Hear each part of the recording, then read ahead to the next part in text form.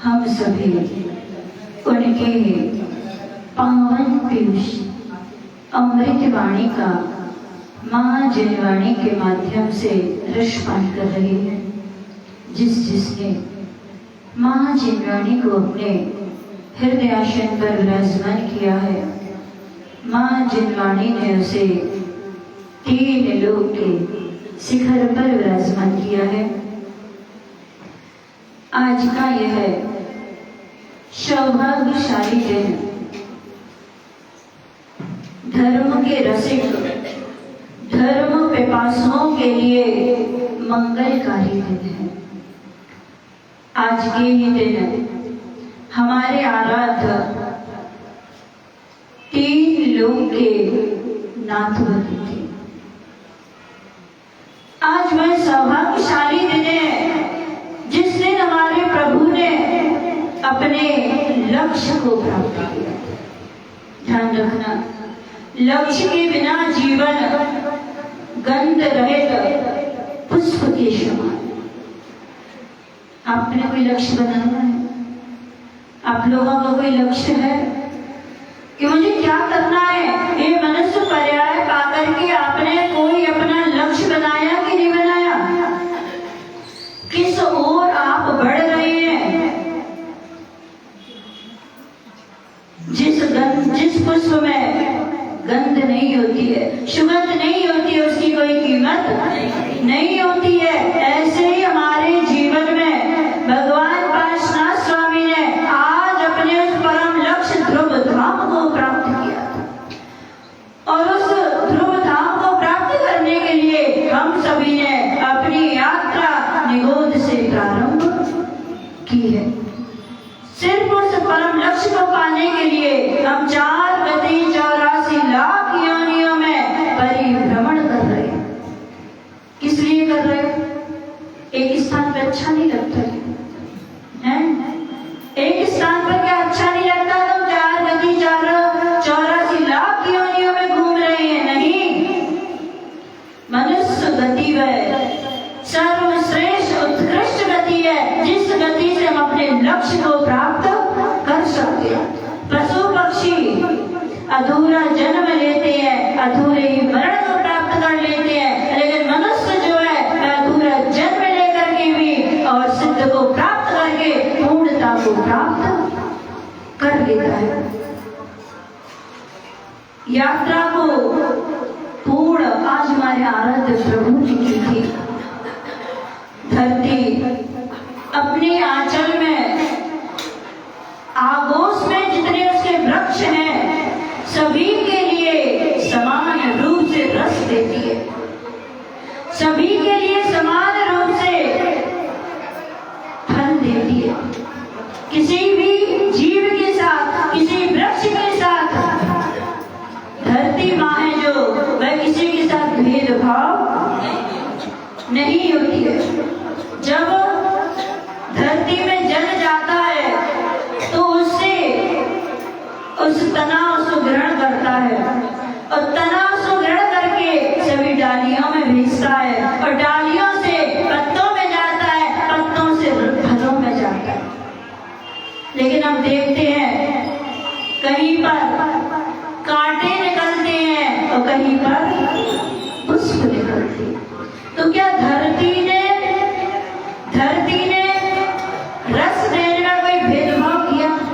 लेकिन अपनी अपनी योग्यता के अनुसार, जिसमें जैसी योग्यता होती है उस योग्यता के अनुसार हम सब यहाँ पर ग्रहण करते हैं। यहाँ इतने सारे लोग बैठे हैं, कोई जिनवाणी को ग्रहण करेगा, कोई छल को ग्रहण करेगा, कोई आत्मकल्याण का मार्ग प्रशस्त करेगा, कोई नरक निगोद की यात्रा को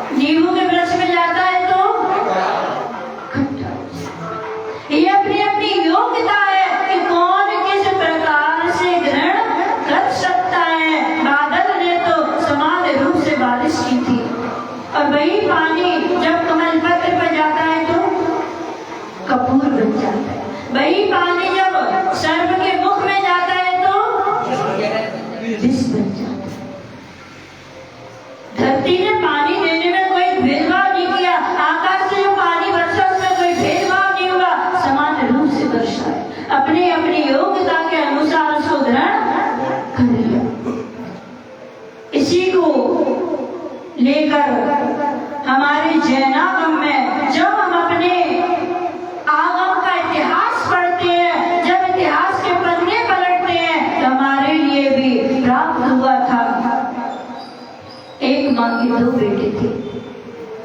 एक का नाम कमठ और दूसरे का नाम मरुभूति। लेकिन जो कमठ था वह ज्येष्ठ था, जो कमठ था वह ज्येष्ठ था, और जो मरुभूति था वो श्रेष्ठ था। ऐसा भैया, कमठ ज्येष्ठ था और मरुभूति श्रेष्ठ था। जरूरी नहीं है कि जो बड़ा हो वो ज्येष्ठ भी हो, जो ज्येष्ठ है वह श्रेष्ठ हो।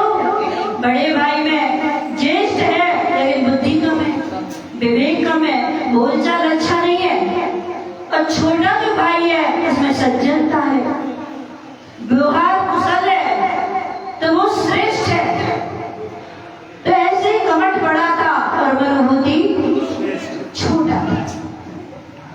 लेकिन जो कमठ था उसके भाव अच्छे नहीं थे, परिणाम उसके निर्मल नहीं थे। तो राजा ने अपने मंत्री पद को मरुभूति के लिए दे दिया। अब छोटे के लिए अच्छी नौकरी मिल जाए और बड़ा यूं ही घर पर बैठा रहे तो ईर्ष्या तो होती है, स्वाभाविक सा है कि छोटा का अच्छा बड़ा मकान बन जाए और बड़ा भाई एक मंजिल में रहे तो मेहनत भली छोटा का तो वो नहीं दिखती है, लेकिन बड़ा मकान बन गया वो दिखाई देता है। तो किसी काम से मरुभूति के लिए राजा अरविंद ने देश से बाहर भेजा, और इधर जब कमठ के लिए पता चला कि मरुभूति किसी काम से, राज्य काम से बाहर गया है, इधर पीछे से इस कमठ ने आकर के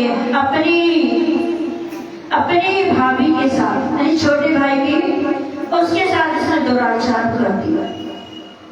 और जब ये सूचना राजा अरविंद के पास पहुंची तो राजा अरविंद ने उसको दुराचारी करने के दोष में, जुर्म करने में, उस कमठ के लिए उसका काला मुंह करके, गधे में बैठा करके, चप्पलों की माला पहना करके और उसको नगर से बाहर निकाल दिया, देश निकाला दे दिया।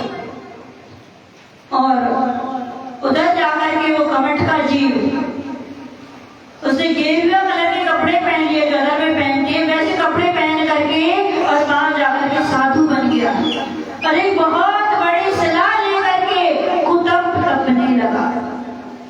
तो ऐसी तप होता है, कोई अग्नि जला के बैठ जाएगा, कोई ऊपर टक जाएगा, नीचे अग्नि जला लेगा, तो सलाहों को लेकर के खड़ा हो जाएगा। तो यह कमठ का जो जीव था ये जाकर के और बहुत बड़ी सलाह लेकर के ध्यान में खड़ा हो गया। और जब इधर मरुभूति लौट करके आया और उसके लिए इस पूरी कहानी को पता चला कि कमठ ने तुम्हारी पत्नी के साथ ऐसा ऐसा किया, राजा ने इसको देश निकाला दिया। भ्रात प्रेम से, भाई के प्रेम बस होकर के, और वो ढूंढता ढांढता उस कमठ के पास पहुंच गए। देखता है बहुत बड़ी सलाह को लेकर के धूप में खड़ा है कमठ। मन में भाई के प्रति स्नेह उत्पन्न हो गया और भाई के पास पहुंचा, अपने भाई से, कमठ से कहता है, भाई तुम कितने दुबले हो गए हो, तुम्हारा शरीर पूरा काला पड़ गया है, चलो घर चलो, मुझे अच्छा नहीं लग रहा है तुम्हें ऐसा देख करके, तुम यहाँ से घर चलो। कमठ के अंदर क्रोध उत्पन्न हो गया, मन में विचार करने लगा, ये राजा से मिल करके आया होगा, मुझे यहाँ से ले करके जाएगा और मुझे फांसी की सजा दिलवा देगा। मरुभूति भाई के चरणों में झुक गया, पैर को पकड़ लिए, नहीं भाई तुम तो लौटकर घर चलो, मुझे वहां अच्छा नहीं लगता है तुम्हारे बिना। और ये तो क्रोध में भड़क गया और इसने जो हाथ में बड़ी सलाह लिए होता, इसने कमठ मरुभूति के सिर पर गिरा दिया। इतनी बड़ी सलाह गिरने से पूरा सिर फट गया और मरुभूति का मरण हो गया। संक्लेश परिणामों से मरण हुआ। परिणामों में जब किसी को थोड़ी सी चोट लग जाती है तो परिणाम आकल व्याकुल हो जाते हैं, जिसके सिर पर बड़ा पत्थर सिला गिरे, इसके परिणाम भी अंत समय में थोड़े से बिगड़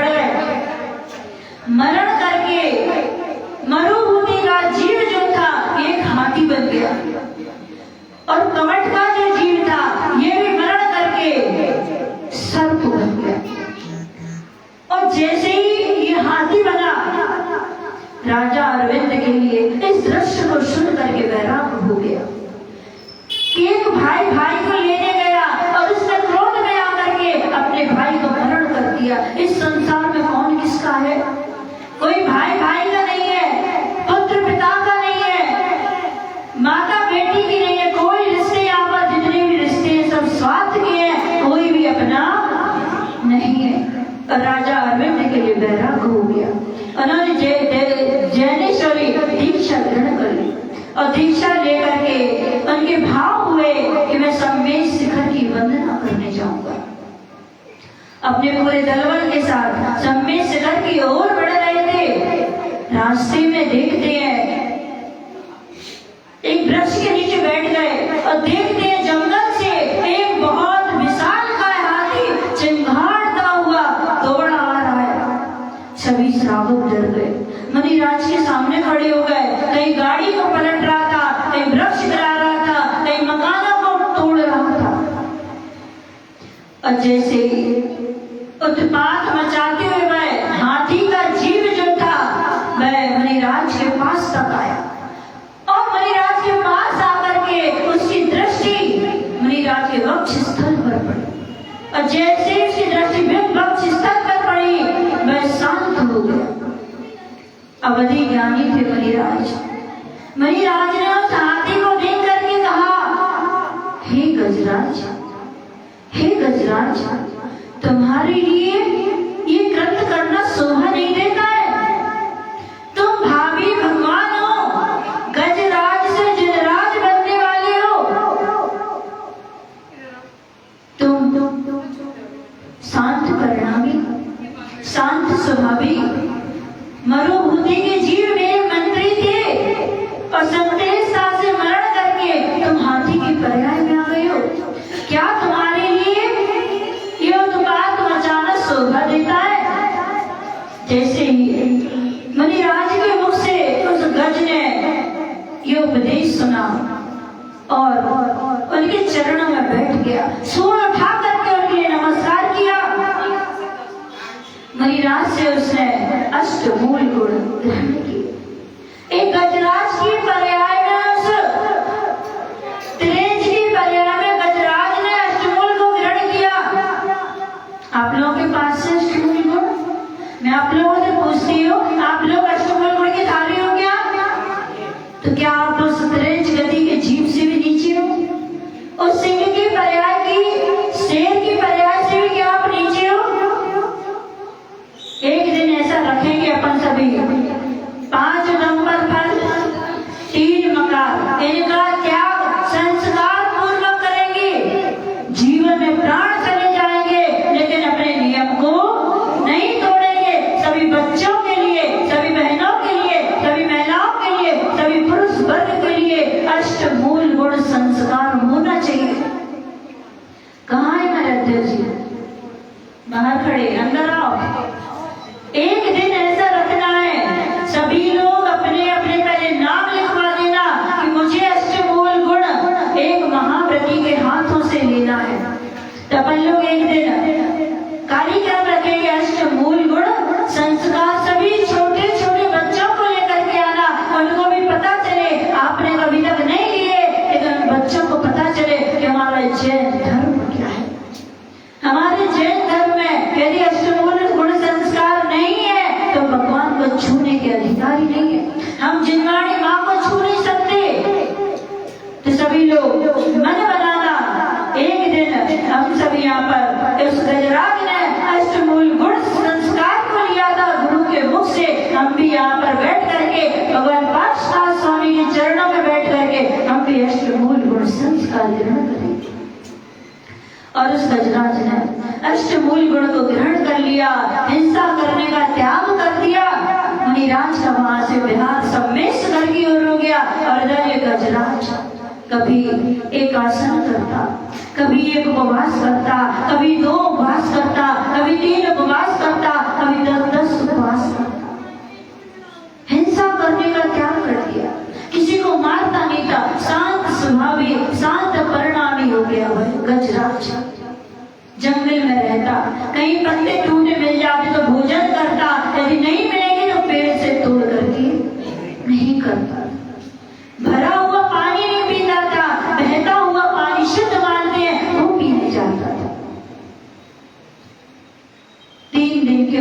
उपवास के बाद वह गजराज पानी पीने के लिए, पाड़ना करने के लिए पूरे जंगल के जानवर गजराज के मित्र हो गए।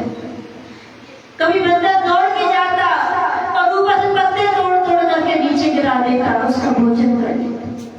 कभी कोई जानवर जाता, कोई वृक्षों से फल नीचे डाल देता, उनका भोजन कर लेता, लेकिन अपनी सूंड से उसने कोई भी हिंसा नहीं की।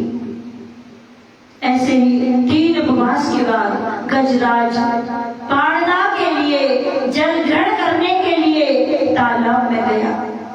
पानी रुका हुआ था, बढ़ते बढ़ते बहते हुए पानी के पास पहुंचा और जैसे उसने सूंड में पानी रखा, वहां से एक दौड़ता हुआ सर्प आया और उस सर्प ने गजराज के दंश मार दिया, डस लिया।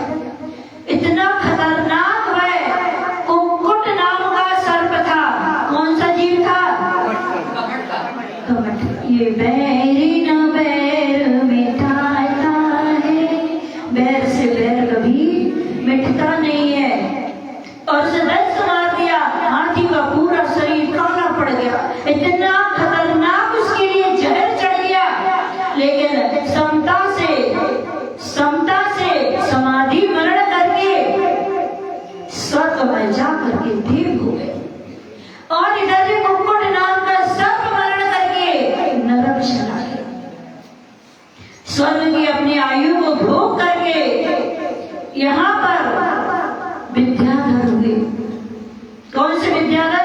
अग्निवेश नाम के विद्याधर हुए और उन्होंने विद्याधर बन करके अपना काल पूरा किया और समय आने पर उन्हें बैराग हो गया। बैराग होकर के उन्होंने मुनि दीक्षा को ग्रहण कर लिया। और ये कमठ का जीव नरक से निकल करके एक बहुत विशाल अजगर बन गया। और जैसे मुनिराज को ध्यान में देखा और इस अजगर के लिए, उसी जंगल में अजगर था, मुनिराज को देख करके पूर्व भव का बैर याद आ गया। और मुनिराज ध्यानस्थ बैठे थे, ध्यान करते हुए अजगर ने पूरा उनको निगल लिया। मुनिराज ने समाधि से मरण करके सोलहवें स्वर्ग में देव हो गए। और ये मरण करके फिर 6वें नरक चला गया। और वहां से स्वर्ग से आकर के मुनिराज जो थे स्वर्ग चले गए और वहां से आकर के वज्र नाभी चक्रवर्ती बन गए। राजपाट किया, उसके बाद बैराग हो गया। बैराग होकर मुनि दीक्षा को ग्रहण कर लिया। और ये जो कमठ का जीव था, ये नरक से निकल करके भील बन गया। कौन सा भील? कुरंग नाम का भील बन गया। और मुनिराज जब ध्यानस्थ थे, इसने बाण चला दिया, क्योंकि सीने में चला गया, हमने समाधि से मरण कर दिया। और ये मरण करके 7वें नरक चला गया। और मरुभूमि का जीव स्वर्ग में जाकर इंद्र बन गया। वहां से आकर के मनुष्य गति में जन्म लिया और राजा के यहाँ जन्म लिया। राजकुमार अवस्था में उनके लिए बैराग हो गया और उन्होंने दीक्षा को ग्रहण कर लिया। और ये 7वें नरक से आकर के क्रूर शेर बन गया, सिंह की पर्याय को ग्रहण कर लिया। और यहाँ पर ये मुनिराज आनंद नाम के राजा बन गए और इनके लिए बैराग हुआ, दीक्षा ग्रहण की और इस सिंह ने उनका भक्षण कर लिया। फिर पता होगा आपके लिए, ये बामा देवी के गर्भ में स्वर्ग से, कौन सी स्वर्ग से आए थे? प्राणक स्वर्ग से। प्राणक स्वर्ग से अपनी आयु को पूर्ण करके माँ बामा देवी के गर्भ में आए। पिता का क्या नाम था? अश्वसेन के राज दुलारे, की आंखों के तारे। माँ बामा देवी के गर्भ में आए और जैसे ही गर्भ में आने के 6 माह पहले कुबेर ने कहाँ जन्म हुआ था? काशी नगरी में रत्न की वर्षा होने लगी। और जैसे इनका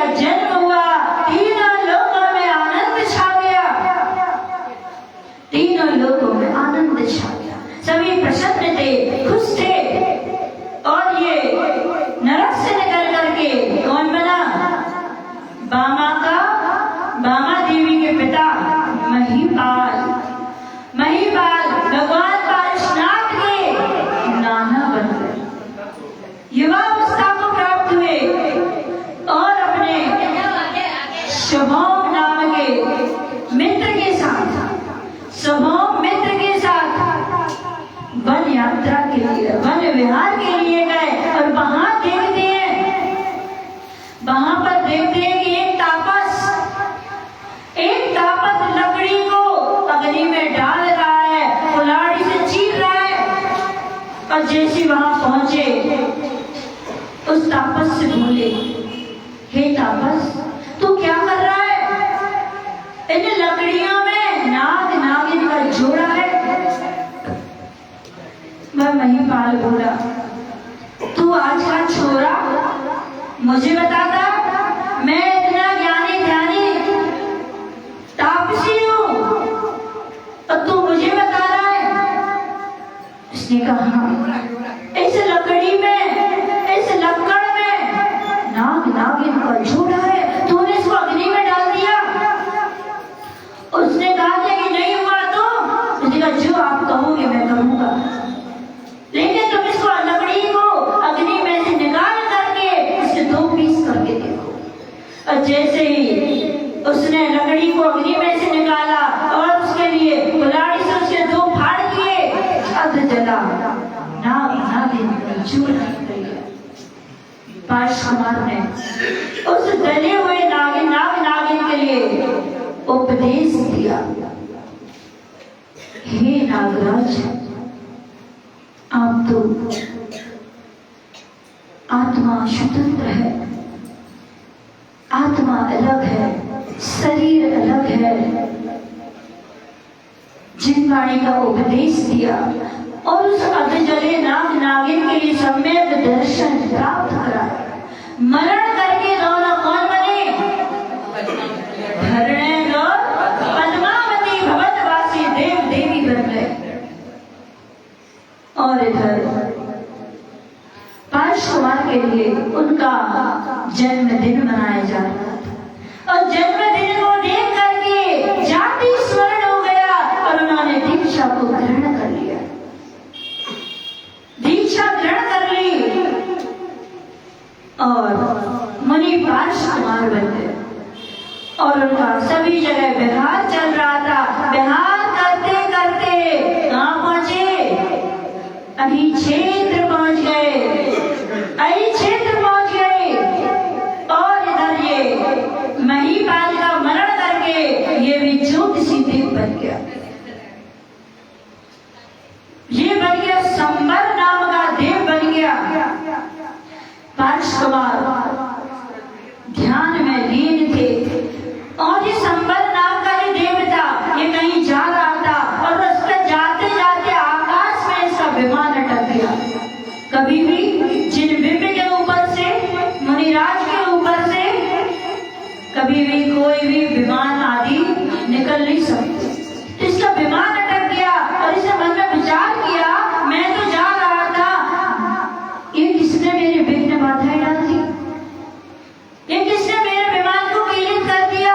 किसने मेरे विमान को रोक दिया? और जब अपने विमान को नीचे करता है और पार्श कुमार को देखता है, उन्हीं पार्श कुमार को देखता है और देख करके उसके लिए बैर भाव याद आ जाता है और वह मुनिराज के ऊपर लगातार ओला, पाला, पानी, अग्नि सबके उपसर्ग करता है। 7 दिन तक उपसर्ग करता रहा।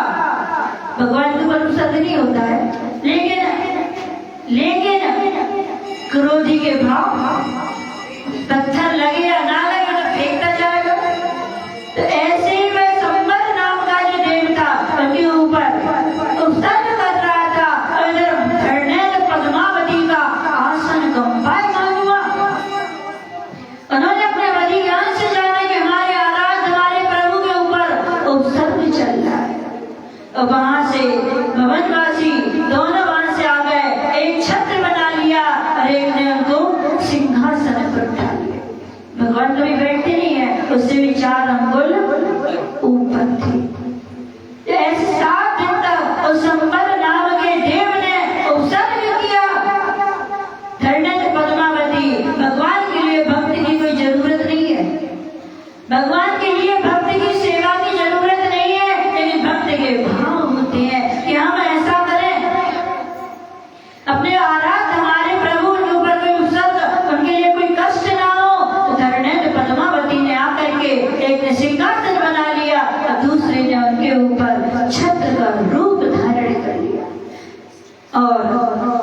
ही वह पावन पवित्र दिन है जिस दिन हमारे आराध्य प्रभु पार्श्वनाथ स्वामी ने सम्मेश करके स्वर्ण भद्र कूट से निर्वाण को प्राप्त किया। आज देखते हैं उस कूट पर इतनी भीड़ लगी हुई है, भगवान के इतने भक्त पहुंचे हैं कि वहां पर एक गांव पर दर्शन करने के लिए 3 और 4 घंटे एक सीढ़ी चढ़ते हैं, बहुत लाइन लग रही है। तो आज वह 5 दिन पवित्र दिन है, हमारे आराध्य प्रभु ने अपने लक्ष्य को प्राप्त किया था। हम भी भगवान से प्रार्थना करते हैं, हे प्रभु आपने अपने लक्ष्य को प्राप्त कर दिया, मुझे भी वह शक्ति देना, मैं भी अपने लक्ष्य को एक ना एक दिन निश्चित रूप से प्राप्त कर सकूं। इसके उसमें हमारे पंकज भैया ने बहुत मेहनत करके कमेटी की आज्ञा से इतने सुंदर लाडू बनवाए। ये सभी देख रहे हैं, आपके सामने लाडू रखे हैं। 23वें तीर्थंकर भगवान पार्श्वनाथ स्वामी के चरणों में 23 किलो का लाडू है। आपके नंदानगर के इतिहास में पहली बार ये 23 किलो का लाडू चढ़ाने का सौभाग्य हमारी संगत दोनों दीदियों के लिए प्राप्त हुआ है। ऐसे यह लाडू हमारे पंडित भैया ने बहुत मेहनत की है, कल पूरे दिन को लगे रहे लाडू बनवाने में, उनके लिए मेरा बहुत बहुत आशीर्वाद है। ऐसे धर्म प्रभावना के लिए आगे बढ़ते रहे और भगवान पार्श्वनाथ स्वामी के चरणों में हमें लाडू समर्पित करते। अब लाडू ही समर्पित क्यों करते? क्योंकि जैसे ये